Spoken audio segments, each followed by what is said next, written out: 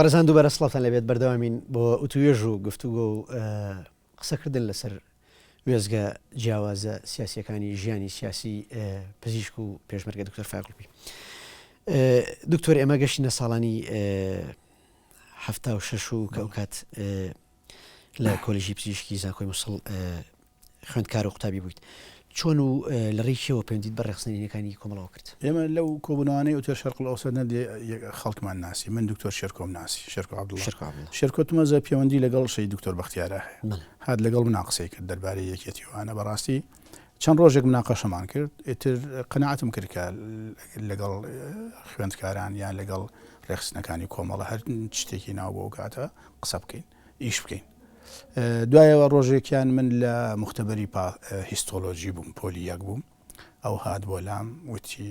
خاڵە هاتۆ بۆ لات ئیشی بێتە. دکتۆر شێرکۆ عەبدوڵڵا بەڵێ پێوتم. ئیتر ئیزنی لێوە لە مامۆساکە ئیزنمان وەرگرت بچین خاڵمان ببینین.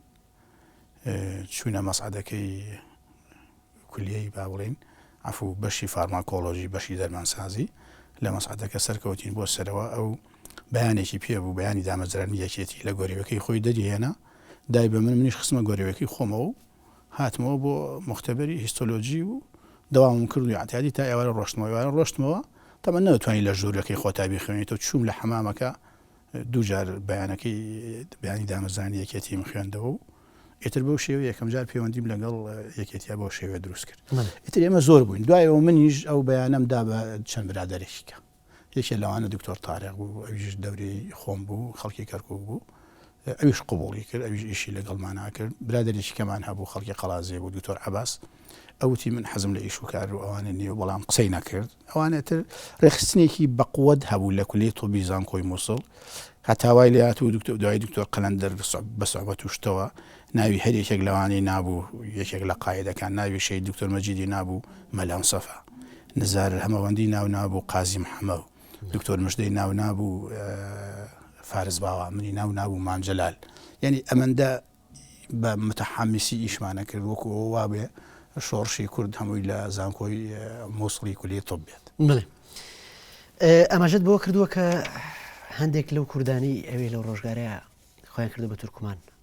ڕاستە. بە چ مەبەستێک و چۆن کێ بوون ئەوان؟ ئێمە مەسەلەن من ڕەفیقێکم هەبوو دەورەی دوای خۆم بوو، ناوی فایق بوو. هەموو کەس پێی وت فایقە تورکمانەکە، ینی ئەیان لەگەڵ حکوومەتیشایە، بەس زۆر متعاتیف بوو بەرامبەر بە ئێمە. ڕۆژێکیان بانگی کردم، وتی کاک فایق شتێک هەیە پێت بڵێم، وتی سێ کەس ناویان هەیە کە لەم کولیەیە بگیرێن، یەکیان تورکمانە ناوی یەشارە، یەکێکیان شیعەیە ناوی عەلی حسێنە، سێمیشیان توی، ئەبێ زۆر ئاگات لە خۆت بێ. ئیتر من بەو شێوەیە عەلاقەم لەگەڵیا هەبوو، هەروە ئەمزانیوە ئەمە تورکمانە و ئەم تورکمانە بەڵام بۆچی ئاوا بە منەڵێ. ساڵانی هەگات ساڵان ڕۆیشت هاتمە دەرەوە بووم بە پێشمەرگە بووم بە ڕەفیقی خوافریکە برا شەیدەکانی شەید سیروان تاڵبانی غەریب و عومەرەوانە. ئیتر کەوتینە قسە ئەوانە لە دەوری سێوسینان و قەراخوانە باسییان لێک وتیان لەکوێ تەخەڕوج کردووە، وتم وەڵای من لە هین بووم، لە مووسڵ بووم. ئێوتیان کێ ناسی لێوێ کوردی کەرکووکوانە، وتیم وەڵی هەبوو خۆی کردو بە تورکمان، نازانم وەزەحین بوو. وتیان دکتۆر فایقە ناسی، وتم فایقێکی تورکمانمان هەبوو.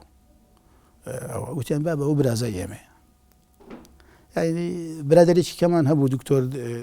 جەودەت، ئەویش پێوتین من باوکم هێنا، باوکم تورکمانە، دایکم کوردە، ئەویش خۆی شارد بوو، یەکێکی کەمان هەبوو هەر عینان شارد. اینجا دکتۆر جەودەتە دوایی بوو بە پێشمەرگەی حیزبی شیوعی و ئەویش هات بۆ قەراخ و ڕۆژێک هات بۆ لام، وتی درۆیەکی گەورە و دوور و درێژم لەگەڵا کردی. وتم چییە؟ وتی من بە تۆم وتووە باوکم تورکمانە، دایکم کوردە، بەڵام باوکیشم و دایکیشم هەردووکیان کوردن. ئەمە بۆ ئەوە بوو کوردەکانی کەرکووک بەڕاستی هەندێکیان ینی هەمویان نا، هەندێکیان لەبەر ئەوەی کە لە گرتن و ڕاونان و ڕاگواستن و بە عەرەبکردن و ئەوانە خۆیان بدزنەوە پەنایان بردوو بۆ ئەو سیاسەتانە. ساڵی 1970 یەکێک لە براکانت بە ناوی نامیق کە پێشمەرگەی پارتی دیموکراتی کوردستانە بێ لە شەڕی ناوخوا کوژرێت. ڕاست. دوای ئەو ڕووداوە ئایا پارتی دیموکرات هەمان هەڵوێستی دوای کوژرانی محەممەد گوڵپی هەبوو یاخود بە جۆرێکی تر مامەڵی لەگەڵ خانەوادەی ئێمە وەکو لە سەرەتا ئاماژەم پێکرد خۆ ئەفریقا نامێک بۆ خۆی هەر پارتی بوو ئێمە سێبراکەی ترمان بەڕاستی لەگەڵ سیاسەتی پارتیان نەبووین کە ئەو شەید بوو زۆر هەر ئەو شەید نەبوو پورزایەکیش لەگەڵیان ینی خۆی بە پێوانەی کۆمەلگای کوردستان وایە من جوازم لە یەکێتی بهێنایە لێ ئەوە بەلایانی کەمەوە دوایەوە من نەبوومایەتە پێشمەرگەیەکی بەڵام من طبعا هەندێک قوربانیمدا ویستم ئەو عادەت و نەرێتە عشایریەی کۆمەلگای کوردستان کە تایە چەقیوە تێپەڕێنم ئیتر ئەوە زۆر ناخۆش بوو بۆ ئێمە بەڵام ئەنجامێکی ئەوتۆی نەبوو پارتی لەلایەکەوە سەرخۆشییان لێکرد نامیان بۆ ناردم لەلایەکیشەوە خەڵکیان نارد بۆ لام کە ئیتر ئەبێت تۆڵی بکەینەوە ئەبێ ئەوە بکەین و ینی وەکو مامەعنا پەیوەندی لەگەڵ ئێمە دروستکەی بەڵام من نەمتوانی بەڕاستی ینی ئەو کاتە ینی ئینسان کۆمەڵێشت هەیە هەم قەنەعەتی خۆی هەم بەرژەوەندی میلەتەکەی من ئەمەزانی داکۆکیکردن لە یەکێتی بوون داکۆکیکردن لە بەرژەوەندی میلەتی کورد و پاراستنی قەنەعەتی خۆت لەبەرەوە لێرەوە وەرە بەرژەوەندی میلەت و قەنەعەتی خۆت بەراورد بکە لەگەڵ بەرژەوەندی بنەماڵە و خێزانەکەتە من بەلای بەرژەوەندی گشتی و بەلای بەرژەوەندی خۆما دامشکاندەوە بەڵام ئەوە کاریگەریەکی زۆر خراپی بۆ من دروست کردووە تا ئێساش مەسەلەن ئەو علاقاتی لەگەڵ زۆربەی خزمەکانمان هەیە هەر علاقاتێکی ساردە ینی تۆ باجی ئەو هەڵوێستی سیاسی خۆتیە باشە هەڵوێستی پارتی دیموکرات سەبارەت بەم هەڵوێستی سیاسی فایەگڵپی لەو ڕۆژگارەیە نەبوو ڕێگر لە بەردەمەوەی کە ئەم حیزبە ئەم پارتە بە جۆری جۆرەکان و خانوادەیە فرامۆشکە یاخود خۆی کاک فەیساڵ ئەوانە من ئاماژەم بەوە کرد تا بەیانی 11 ئازار پارتی بۆ ئێمە خراپ نەبوو بەڵام دوای ئەوە تر خەڵکی ئێمال کرد خۆتەنها ئێمە ئیهمال نەکردووە خۆتەنها عادەتی پارتیژ نییە خەڵکی ئێمال کردو و شەیدی ئێمال کرد دوای ئەوانیش حیزبەکانی کەش شەیدانی خۆیان ئێمال کردو لەبەرەوە ینی مەسەلەکە من نەبووم مەسەلەکە ینی خۆیان بوون سیاسەتی خۆیانە ئەو سیاسەتە هەڵەیە کە پێڕەویەکەن ئەو سیاسەتەیە کە هاوسەنگی ناکەن لە نێوان ماف و ئەرکی خەڵکە داواکەن لە گروپێک لە پێگاتەیەک زۆرترین ئەرک ئەنجامدا بەڵام کەمترین مافی هەبێ هەندێک گروپی تر هەندێک پێگاتی تر کەمترین ئەرک ئەنجامدەن بەڵام زۆرترین مافیان هەبێ ئەمە حاڵەتێکە لە کۆمەڵگا و لە سیاسەت و لە بوارەکانی تری ژیانی ئەم وڵاتی ئێمە هەیە لە کار و چالاکی حیزبەکانیشا هەیە هەندێک خەڵک وەکو من قبوڵی ناکە خەڵکی تریژەیە قبوڵیەکە باشە دەرەنجام و دوجار لە چواری 1970 دیدی دکتۆر فایەگڵپی شاربەجێ هێڵێ و چێتە شاخ و پەیوەندیەکە بە هێزی پێشمەرگەی کوردستانەوە چۆن ئەم بڕیارەتدا و لە ڕێگەی کێوە پەیوەندیت بە هێزی پێشمەرگەی کوردستانەوە کرد من وامەزانی پێشمەرگە بوون ئیتر ینی هەر ئینسان لە هەر مەرحەلەیەکە ئامانجێکی سەرەکی هەیە مەسەلەن لە مەرحەلەیەکە ئامانجی سەرەکیمەوە بوو کە من خوێندن تەواو بکەم مەرحەلەی دوای خوێندن تەواوکردن ئەوە بوو ئامانجی سەرەکیمەوە بووم بە پێشمەرگە و بە تایبەتیش ببم بە پێشمەرگە لە خەیاڵی خۆما ببم بە دکتۆری هێزەکانی پێشمەرگە تەنهایی یەکێتینە بەڵام لەبەر یەکێتی هێزێک بوو لە مەیدانەکە بوو کاریگەری هەبوو لەسەر خەڵک زۆر ڕۆژانە پەلاماری ڕژێمی ئەدا لە مۆڵگەکانی خۆیانە و منیش قەناعەتم بە یەکێتی هەبوو ئەو کاتە من چون پەیوەندیم بە هێزەکان یەکێتیەوە کرد بووم بە پێشمەرگە لەبەرەوە بڕیارەکە بڕیارێکی سەرپێیی نەبوو یعنی شتێک بووە کە وەکو بڵێ ئامانجێکی خۆم بوو کەی بچم کەی نەچم ئێتر وامەزانی سەرکەوتنێکی گەورەم بەدەستهێنا وەکو بڵێ یەکێ لە ئامانجەکانی ترم بەدەستهێنا و ئەو کاتە من سەر بە ڕێخستنی شەقڵاوە بووم کردی ڕێخستنی شەقڵاوە نامێکیان بۆ نووسیم کە بچم بۆ لە شەقڵاوە بچم بۆ پێشمەرگایەت بەڵام تۆ ئەوت نەکرد من لە ناوچەی هەڵەبجە و هەورامان مەسەلەکە چی بوو مەنتیقەکە شارەزانە بوو ناوچەکە شارەزانە بووم زۆر گومانم هەبوو کە لە ڕێگا بگیرێم شتێکم لێ بێتەوەوانە نامەی ئەوێشم پێ بوو تەبەن بەڵام من لە هەمان کاتا لەگەڵەوەشا پێوەندی مەسان لە کولیا هەبوو پەیوەندی بە کەرتی ڕێخستنی شەقڵاوە هەبوو لێرەش پەیوەندیم بە کەرتی ڕێخستنی هەورامانیشەوە هەبوو مەسەلەن چەند جارێک بوو یا دوو جار بوو مەلایاسین بەنهێنی ئاهاتەوە شارە زوور و خورماڵوانە من ئەمبینی ئەو کاتە مەلایاسینی حەمەی هەموانی هەم خزمیشمە هەم کادری کەرتی ڕێخستنی کۆمەڵەش بوو لە ناوچەی هەورامان کە هاتو من ئەمبینی بڵاوکراوی ئەدامێت تەوجیهات و شت ئەوانە لەبەرەوەی لەوێشەوە پەیوەندیەکم هەبوو لەبەرەوەی مەنتیقەکە شارەزا بوو ئیتر هاتمە هەڵەبجە لە هەڵەبجە برادێکمان هەیە لەوێ خزمی خۆشمانە کاک فاتح سۆسەکانی ئەو بردمی تا هاوار لەوێ دوو کەرتی پێشمەرگە هەبوو کەرتەکانێکیان مامۆساشاهۆ سەرپەرشتیە کرد ئەوی کەشیان خوافریکا مەحمووی حاجی فەرەج بوو تر بچمە لای کام کەرتە چوومە لای کەرتەکەی مامۆساشاهۆ ئێتر لەوێ مامەوە تاماوەی مانگێک تقریبەن هەندێ بریناروشتیان هەبوو برینارەکانم بۆ عیلاسکردن پێشمەرگەیەک لەوێ هەبوو گولەیەکیا بووی لە پشتی تەبەن گولەکە پێش ساڵێکدا بووی لە پشتی گولەکە خۆشبەختانە سەرکەوتو بۆ ژێر پێستەکە لێ عملیاتم بۆ کرد ئێتر دەنگی دایەوە دکتۆرێکاتەوە فیشێکی دەرهێنا و فیشک دەرهێنان ینی زۆر شتێکی ئاسانیش بوو بە بەنجی مۆزوعی بۆم کرد بەڵام زۆر کاریگەری هەبوو لەوێش تووشی دوو شەڕ بوون لێیە تەبەن من لەوێ تەنیا دکتۆر نەبوو خەسەخانە شتیشم نەبوو بەڵام هەندێک دەرمانی سەرەتاییم لەگەڵ خۆما بردبوو ئێتر جاری وابوو حرەز بوون جاری وابوو کەمین بوو ینی سەدفە جارێکیان کەمین بوون لەگەڵ برادێرێکە هەجوممان بۆ هات جارێکیان حرەز بوون تۆپ باران کراین مامەوە تاماوەیەک لەوێ ئێتر وتیان بچۆرە سەرکردایەتی بەلەوەی سەرکردایەتی یاڵێن لە سەرەتایەوە کە پەیوەندیت بە شاخەوە کردووە پێشمەرگەیەک خۆی بە تۆ ناساندەوە تویتیە من هاوڕێی کۆنی تۆ من بەڵێ تەلابە بووم خوێندکار بووم لەگەڵ خۆت و پێشمەرگە بووم لەگەڵ باوکە بەڵێ ئەو شەوە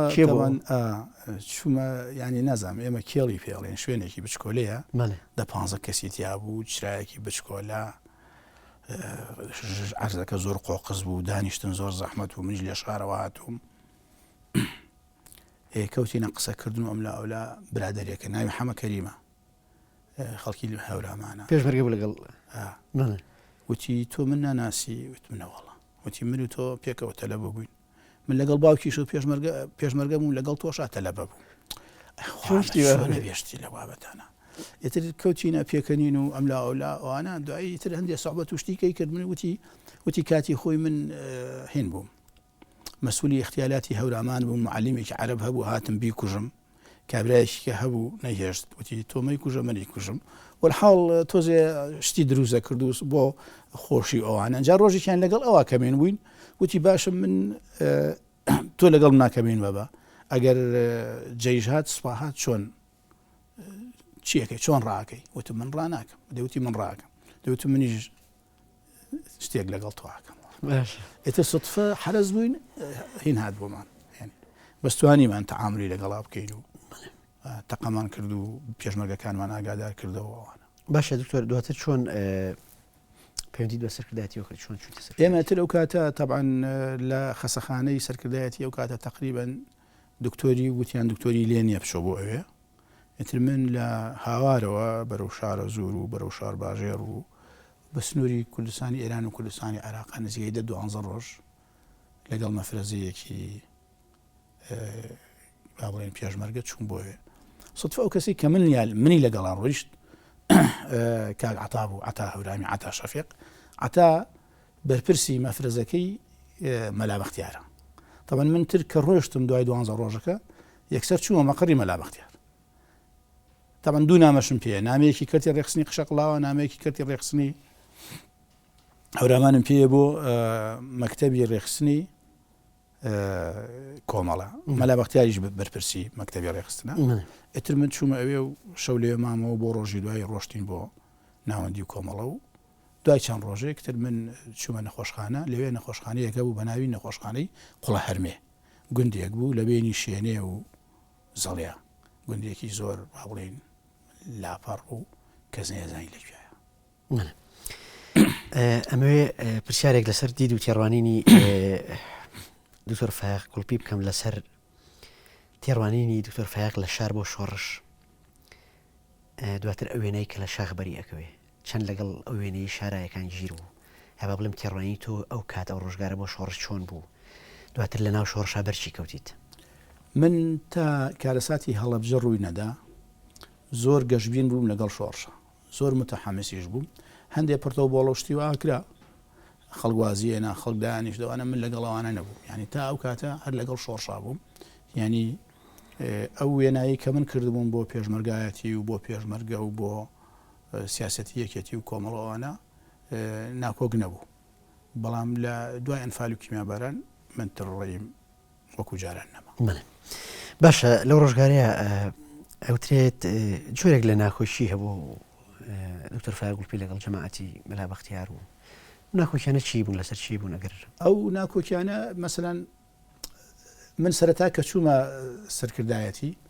مەلا بەختیار ناساندبی بە کاگنۆشیان کاگنۆشیان زۆری پێ ناخۆش بوو هەندێک قسەشی کرد کە پێویست ناکبی یاڵمە جارێکی لەبەر وای زانی بوو من لەگەڵ جەماعەتی مەلا بەختیار بۆچی پێ ناخۆش بیانی هەستی کرد تۆ ئەو کاتە لەگەڵ ئەویت بەڵێ ئەو کاتە کۆمەڵ ئەویش ناکوشتی بەڵێ بەڵێ ئالای شۆڕش و خەتی ئالای شۆڕش و داژ عێراق و عێراقی و کوردستانی من کوردستانیەکە بووم هەر لە بیدایەتەوە تۆ ئاماژەم بەوە کرد لە سی متەوەستەوە من هەموو کێشەی کوردم بە یەک زانیوە من لەگەڵ خەتی کوردستانی بووم منە و شیروان مستەفا و فواد عەفو فەریدون عەبدولقادر و جەلال تاڵەبانی بۆ خۆی ئەوانە کوردستانی بوون طبعا ئەوان وایان زانی و من لەگەڵ مەلا بەختیارم من لەگەڵ داژ عێراقم لەبەرەوەی زۆر دژایەتیان نەکردم دوایەوە کە من ماوەیە مامەوە لە خەسەخانەوە کەوتمە مناقەشە لەگەڵ برادرانی نزیک لە مەلا بەختیار مەلا بەختیار بانگی کردم هەر ئیتر بۆ خۆی ئاسا ئەمە چۆنە بێ وابێ تۆ دوێنێ هاتووی تۆ ڕخنە لەوانە ئەگری و ئەڵێ ئەوانە تەپیون و شتی لە و بابەتانە ئیتر ئەمان لەبەر چی بوو لەبەرەوە ئەو ئیتیجاه سیاسی ئەو ڕێبازە سیاسی کە مەلا بەختیار و کۆمەڵی برادری تر کە دوای ئاڵای شۆڕشیان پێگەێنا من لەگەڵی نەبوو یان دژی بووم بەڕاستی ئەوە ڕەنگی دایەوە من یەکێک لەو کەسانەی کە مەسەلەن لەگەڵ ڕێبازی ئاڵای شۆڕشانە بووم و وەکو کادیرێکی کۆمەڵی وەکو ئینسانێکی مارکسی کوردستانی دژایەتی ئەو خەتەمە کرد لەبەر ئەوانیش زۆر زۆر دژایەتی منیانە کرد کار گەیشتە ئەوەی لە قەرەداخۆوانە کاتێکە مەلا بەختیار ئەوان گیران دوایی بیستویان ئیجرعات لەگەڵ هەندێک کەسا بکەن یەکێ لەوانە من بوو. بڵێ باشە کە مەڵبەندەکان دروستکران تۆ هەر کۆمەڵە مایتەوە یا بوویتە یەکێتی ئەو کاتە کاک فەیساڵ مەڵبەندەکان مەڵبەندی یەکێتی بوون ئەوانە ئەو علاقی بە کۆمەڵە و ئەوانەوە نەبوو مەسان لەبەستم تۆ هەڵۆی سیاسی تۆ من هەمای سیاسی تۆ لەو کاتە زیاتر لە ناو نیمچەبەری یەکێتیە بەڵێ من هەر کۆمەڵە بوو هەر کۆمەڵە بەڵێ بڵێ باشە ئەگەر بینە سەر ژیانی پزیشکی دکتۆر فایگوڵپی لە شاخ لە ناو شۆڕش و هێزەکانی پێشمەرگە ئەمێ بپرسم یەکەم بنکەی پزیشکیت لە نێو شاخ و شۆڕش چۆن دروست کرد لەکوێ دروست کرد بە هاوکاریشیە و ئەو پزیشکانی کە ئەو کاتێک کە من چوومە سەرکردایەتی سیرەکەم نەخۆشخانەیەکی زۆر لە چاو ئەو کاتە زۆر ڕێک و پێک هەیە مەسەلەن خەسەخان نەخۆشخانەکە لەوانەیە دەژور بوو بێ زیاتریش ئەوەندە گەورە بوو بەڵە گەورە بوو قەرەوێڵی تیا بوو بۆ ئەگەر نەخۆشێک بخەوێت لەوێ عیلاجکەی ئەشعی تیا بوو تاقیگەی تیا بوو ژووری استراحەتکردنی تیا بوو دروست کرا بوو هەمووی خۆ ئەفریقا بەشی ئیدارە هەبوو لەوێ یعنی ئەو کاتە هەندێک تەنزیم هەبوو لە کارەکانە کاک عەبدوڕەحمان لالەوە ڕەحمان پێنجوێنی ئەو بەرپرسیەویشانە بوو زۆربەی خەسەخانەکانی شۆڕش ئەو دروستی کردبوون ئەو خەسەخانەی قوڵە هەرمێ ئەو دروستی کردبوو کە چوومەوێ بەڵام کێشە هەبوو لەوێ کە چووم دکتۆرێکی لێبوو بە ناو دکتۆر فواد تاڵەبانی دکتۆر فواد دوو کێشەی هەبوو کێشە یەکەمی ئەوە بوو کە خۆی ینی پسپۆری نەخۆشیەکانی خوێن بوو پسپۆری نەخۆشیەکانی خوێن بوو لە ئەڵمانیاش ئەم پسپۆری وەرگرت بوو هاتوو بوو ئێوە کێشەیەکیکەی بۆ خۆی دروست کرد بوو یا مشکلەیەکی تری هەبوو لەبەرەوە ئەو نەیتوانێت لەوێ ڕۆڵ ببینێ ئێتر من ئەو کاتە کە چوومە ئەوێ ینی بۆشایەکە بوو ئەو بۆشایەم پڕ کردەوە. باشە باسی دکتۆر تۆ ئاماژەت بە چیرۆکێشی سەیری ئەم پیاوە کردووە ئەوش ئەوەیە کە ئەم پیاوە جگەلەوەی پزیشک بوو لە شاخ و هاوکاری شۆڕش و پێشمەری کردووە ئەڵێن هەوڵی یاوە کە لە ڕێگەی حەبی شەهراویەوە مامجەلال کوژێت ئەم چیرۆکە چۆنە و چەند ڕاستە ئەو کاتێک کە من ڕۆشتم بۆ ئەوێ ئەو مەسلەیە باز بوو وتیان ئەم دکتۆرە هاتووە زۆر ڕێزمان لێگرتو لێرە دامان ناوە بەڵام دوایی ئەمەە احترامان لێگرتووە و بەو شێوێ دوایی خۆی اعترافی کردو وڵی من بۆ ئەوە نهاتووم کە ئیشی دکتۆری بکەم بۆ هاتووم هەندێک دەرمانیان ناوەتێکە ئەم دەرمانە بەم بە جەلال تاڵەبانی بێکوژم لەلایەن حکوومەتی باس خۆی دانی بەمایانە خۆی دانی بەوە بەبێ ئەوەی مەسەلەن بەبێ ئەوەی زۆری لێ پێی بزانن خۆی ئاطرافی کردووە ئتر سەرکردایەتی ئەو کاتەیەکێتیش چی لێ بکەن چی لێ نەکەن ینی بڕیاریاندا بوو هیچی لێ نەکەن و دوایی بۆ خۆیان ناردیانەوە لەبەرەوەی خۆی ئاطرافی کردبوو هیچ ئیجراتێکیان لە دڵان نەکرد ئەمە تا چەند ڕاستە من دڵنیانیم سەدا سەد وایە یان وانە باش باسی گوندی قوڵهەرمێت کرد گوندی لەوێ کە بنکە پزیشکەکان هەبووە ئەمەشت بەوە کردووە کە خەڵکی گوندی قوڵهەرمێ تیاران دی بوو بەڵام سیاریان نەدی بوو ئەوە دکتۆر سەردارمان لەگەڵا بوو سەردار باڵێن ڕەشید سەردار تاڵەبانی دکتۆری ددان بوو ئەویش لە کاتی ڕاپەڕینەکە هاتبووە ناوهێزی پێشمەرگەوە ئەو زۆر تێکەڵاوی خەڵکەکەیە کرد جارجار دەچوو بۆ ماڵەکانەوەانە ڕۆژێک هاتەوە بۆ گێڕان وتی دکتۆر فایغوەرە شتێکە بۆ بگەڕم وتم چییە وتی لای ئەم ماڵە باسی سیارەم کردو نازان سیارە چۆنە بەڵام کە باسی تیارەم کردووە تیارە ئەناسن چونکە تیاریان بینیەوە بە ئاسمانەوە چەند جار تیاراتوە لێرە قەسفی کردووە سنوورە شەڕی ئێران و عێراق بووە ئەوە مۆزوعەکە ئەوە بوو یعنی گوندێکی ئەوەندە دوورمین بوو جادەی بۆ نەڕۆشت بوو تیاریان ئەناسی تیاریان دی بوو سیاریان نەدی بوو باشە لە سووداش خولێکی حومانگی جەراحی علمی ئەبینی تۆ ئەو خولانە چۆن ئەکرانەوە مثلن لەژێر بردومان و لە شاخ و بێ کەرەسێکی ئەو تۆ خولەکان چۆن هین بەڕێوە چون ئەوە کاتی مفاوەزاتەکان بوو لە شار خولی ئەوەتان بەڵێ ئەوە کاتی گفتوگۆی نێوان حکوومەت و باڵێنێکی بوو بەشێک لە گفتوگۆکەوە بوو کە بارەگای سەرکردایەتی یەکێتیاتە سووداش نەخۆشخانەیەکی گەورە لەوێ کرایەوە ڕۆژانە دکتۆرە پسپۆڕەکان ئەهاتن نەخۆشەکانیان نەبینی ئێمە من و دکتۆر شوانە و کاتە لەو ناوە بووین بەڕاستمانزانی کە نەگەر ئێمە هەندێک برادری ماوەنتوبیەکانیشمان مەسەلەن کاگاکۆ خوا ئەفریکا شەید دکتۆر هادی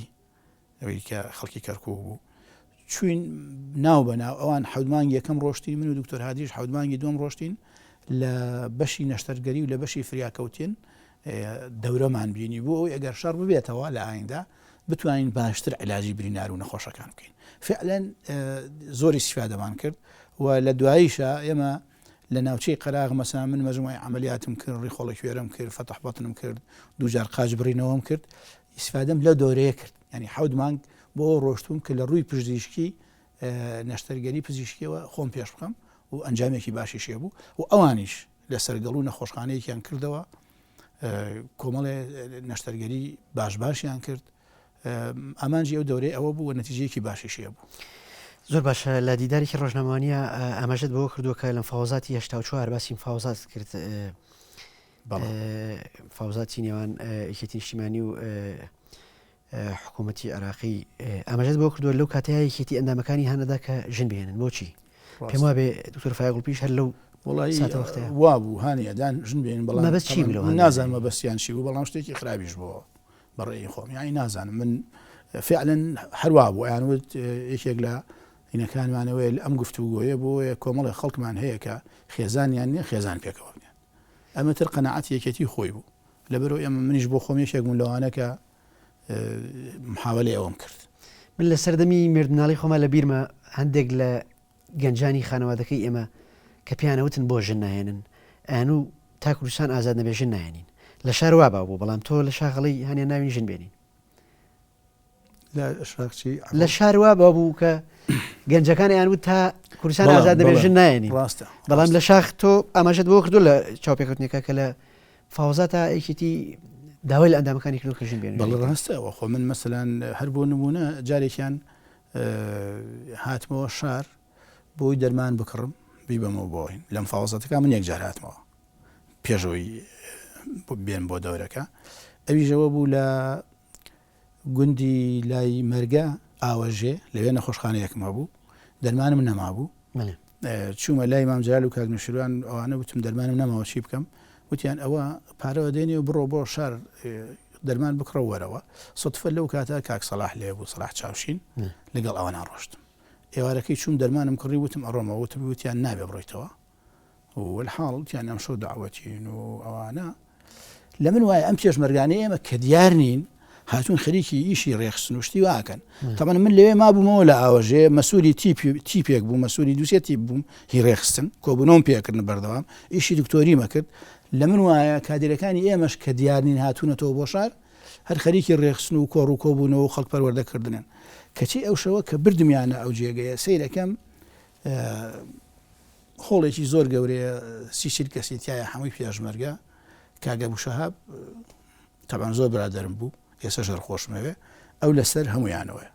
وتم ئەمە چی وتیان وەڵام ئەمە داوەتی برادێکین و ئەم شەو لێرن وتم کاکە من ناخۆمەوە زۆر باشە دکتۆر بورە کاتی بەرنامەکە کۆتایی هات ئەڵخی یەکەمی دیدارەکەمان زۆر بەڕێز پزیشک و پێشمەرگە دکتۆر فایا گوڵپی سەرۆکی پێشووی پارتی چارەسەری دیموکراتی کوردستان و ئەندامی کۆنگرەی نەتەوەی کورد سپاس بۆ بەرزاریت لە ئەڵقەی یەکەمی بەرنامەکە هەوڵین لە ئەڵقەی دووهەما گفتوگۆ کە تەواوکەین بەڕێزان ئەڵقەی یەکەمی دیدارەکە کۆتایی هات تا ئەڵقەی دووەم بەخواتان ئەسپێرین خواتان لەگەڵ سپاس دکتۆر.